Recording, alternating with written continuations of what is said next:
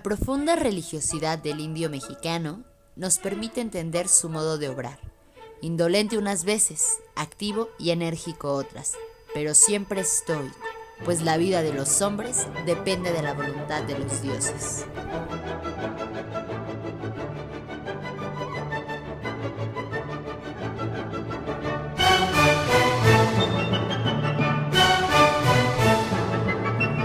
Conocer nuestras raíces nos otorga identidad, y es por eso que hoy viajaremos en el tiempo para conocer una cultura mesoamericana caracterizada por su religiosidad, violencia y poderosa organización. Es un honor para mí presentarles mi reseña del Pueblo del Sol, de Alfonso Caso. Alfonso Caso fue un destacado académico, estudioso del México prehispánico. Su labor lo llevó a trabajar en las expediciones y excavaciones de Monte Albán, Oaxaca. Su nombre también es muy importante y citado dentro de los ámbitos de la arqueología, la antropología y la historia. El Pueblo del Sol es un ensayo escrito de manera concreta y asequible que explica y recopila los datos más relevantes de la religión de los mexicas, también conocidos como aztecas. Esta tribu que salió de Aztlán dirigidos por Huitzilopochtli hacia el lago de Texcoco, en donde se fundaría la famosa Tenochtitlan. Esta historia mítica tiene su origen en la forma en la que concebían el mundo los mexicas. ¿Cómo entendemos esa concepción? Pues comprendiendo la religiosidad. La religiosidad estaba implícita en todo el sistema de creencias y pensamientos de los mexicas. Situémonos en el año 1200 de nuestra era, la que llamamos era cristiana. Imaginemos que no tenemos telescopio, ni naves espaciales, ni herramientas sofisticadas para entender la ciencia. En general conocemos muy poco de la naturaleza. ¿Qué pasaría? Pues pasaría exactamente lo que pasó. Intentaríamos explicar los fenómenos que nuestros ojos pueden percibir con historias míticas. Intentaríamos explicar por qué el sol sale y se mete todos los días. Intentaríamos explicar por qué la tierra se mueve. Intentaríamos explicar por qué corre un río, de dónde viene, por qué cae lluvia del cielo. Estas explicaciones no nos las dieron los aztecas. Recordemos que desde las civilizaciones más antiguas, el hombre ha intentado explicar todos estos fenómenos. Así es que desde los olmecas en Mesoamérica se empezaron a tener interpretaciones de que eran los dioses los encargados de que sucedieran todos estos fenómenos: lluvias, terremotos, tsunamis, sol, luna. Esto no quiere decir que los mexicas no hicieron atribuciones importantes, pero sí es verdad que la mayoría de sus características son recopiladas. Esto no quiere decir que los mexicas no hicieran atribuciones importantes. Sin embargo, sí es verdad que recopilan elementos de todas las culturas. Es por eso que muchas veces vemos el mismo Dios con diferentes advocaciones. Aquí recordemos que las culturas antiguas tenían muchos dioses, pues cada uno correspondía a cada fenómeno ocurrido. El culto politeísta, como se le llama a la práctica de adorar a muchos dioses, pronto se simplificó y se convirtió en dualismo, que quería decir que para cada dios había un antagónico o una complementación femenina. Así, el dios del sol se complementó con la diosa de la luna, por ejemplo, o el dios bueno, el dios benigno, se complementó con su antagónico, el dios maligno, ese dios vengativo que provocaba tsunamis, que provocaba terremotos, que provocaba caos en la tierra.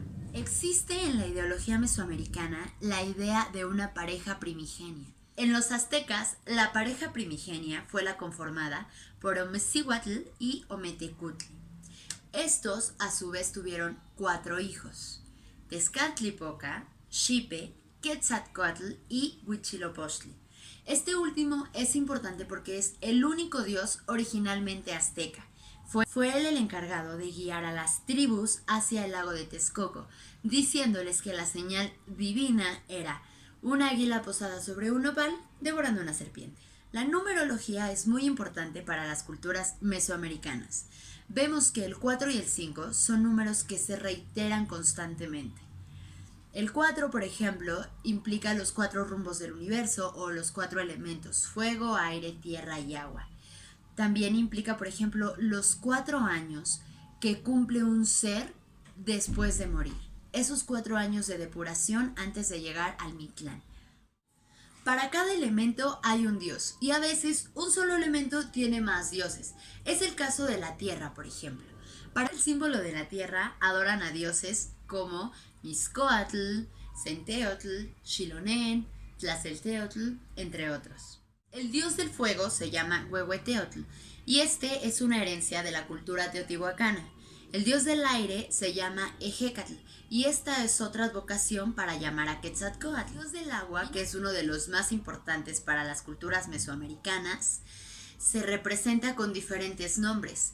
Por ejemplo, para los olmecas, teotihuacanos y aztecas, el nombre del dios del agua es Tlaloc. Para los mayas se llama Xac, para los toltecas se llama Tajín, etcétera, etcétera. Posteriormente vienen las deidades del inframundo, Mictlantecutli y Mitlacihuatl, que son las que protegen el Mictlán, aquel lugar al que van las almas de las personas comunes y corrientes. Según los aztecas, el rumbo que sigue tu alma después de la muerte depende de la causa de muerte y del oficio que tenías en vida. Y así, si fuiste un guerrero muerto en combate o sacrificado en la piedra de los sacrificios, vas al paraíso de Tonatiuh, del dios Sol. Es importante resaltar que para los mexicas no había honor más grande que morir en combate o en la piedra de los sacrificios. ¿Pero por qué era tan importante para ellos servir al sol? Pues porque eran el pueblo del sol. Eran los encargados de alimentarlo con la sangre de los sacrificios y agradecerle que luchara todos los días con las fuerzas y con los dioses de la oscuridad y nos brindara día y nos brindara luz del día. El sol era tan importante para los aztecas porque era el creador y destructor de las consecutivas eras. Según ellos, había habido 4 eras antes de la nuestra. Nosotros seríamos la quinta era, por eso es el quinto sol. Y bajo su concepción, esta era va a terminar un día 4 temblor. O eso es lo que se marca en la famosa piedra del sol. El 4 temblor tiene que ver con la manera en la que calendarizaban los aztecas. Se ayudaron de su observación hacia los astros para analizar su posición y movimientos, y así crearon un calendario de 265 días, mismo que les será muy útil en sus fiestas religiosas. Pero ya lograron ver la reiteración del 4. Son 4 los lugares a los que se puede ir después de la muerte. El paraíso occidental de Tonatiuh, el paraíso oriental de Tonatiuh, el paraíso de Tlaloc y el Mictlán. A diferencia de las culturas europeas, las almas de los humanos no iban al cielo. Los aztecas concebían 13 cielos, pero en esos cielos solamente vivían los dioses. Para los aztecas era tan importante su religiosidad que todos elementos como prácticas militares, sacerdotales, políticas, sociales y recreativas iban encaminadas al culto religioso. Es el caso, por ejemplo, del juego de pelota. Siempre se hacía con el afán de sacrificar al ganador para entregárselo a los dioses. O hablemos de los voladores de Papantla. Era una danza encaminada a hacer un culto religioso. El tlatoani o jefe máximo era representante militar y sacerdotal, o sea, también servía a los dioses. Era la representación de los dioses en la tierra y por eso tenía el poder. Los sacrificios eran la forma de agradecer y alimentar a los dioses. Por eso esto se convirtió en una práctica tan recurrente entre los aztecas y entre muchas culturas mesoamericanas. Como conclusión, diremos que los aztecas se sentían el pueblo del sol, el pueblo encargado de alimentar al dios sol, agradeciéndole la posición privilegiada en la que se encontraban. En el divino llegaron al lago de Texcoco y vieron la señal de su dios. Por tanto, ahí levantaron su imperio. Esto explica la gran complejidad del panteón religioso y la importancia que tiene dentro de la cultura.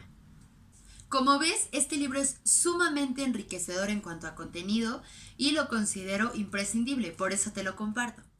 Otra cosa que me gusta mucho, particularmente de esta edición, es que está ilustrada con imágenes de Miguel Covarrubias. Espero que te haya gustado mucho la reseña. Déjame saber tu opinión y